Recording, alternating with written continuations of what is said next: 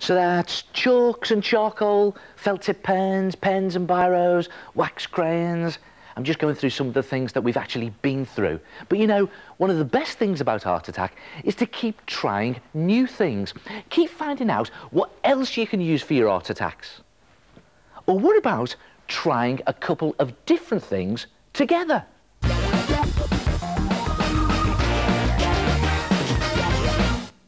When you're creating a picture, do you sometimes have difficulty trying to decide which art materials to use? I mean, there are so many of them. Pens, pencils, crayons, wax crayons, chalks, pastels, coloured paper, white paper. And yet, they're all good for different things. Well, here's a bit of fun. Why not use all of them? A sort of mixed materials picture.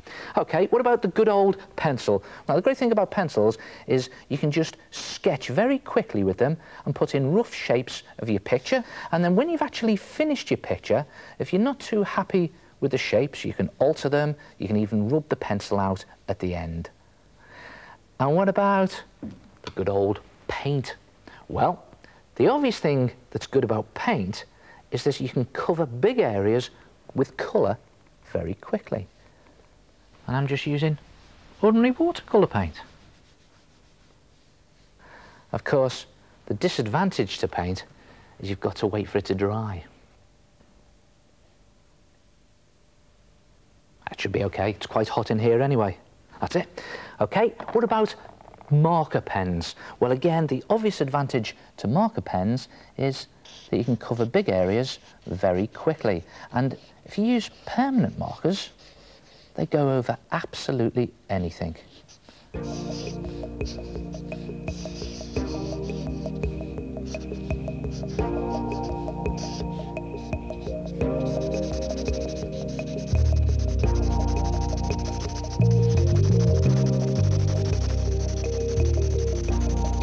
And as well as covering big areas, you can also do fine detail.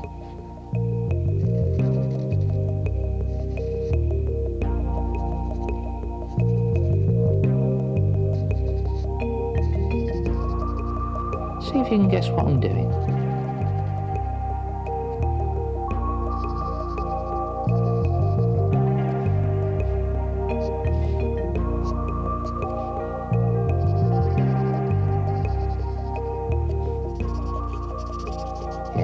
Got it. And what about these things? Water-soluble pencils. Well, the great thing about water-soluble pencils is you can just use them as normal pencils. And it's just a case of drawing with them normally.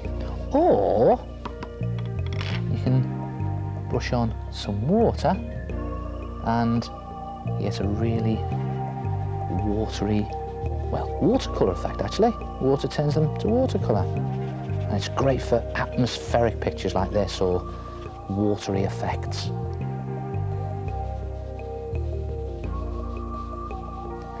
And what about one of my favourites, chalk.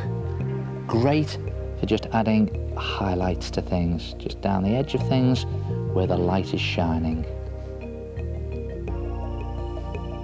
Just picking out those highlights there.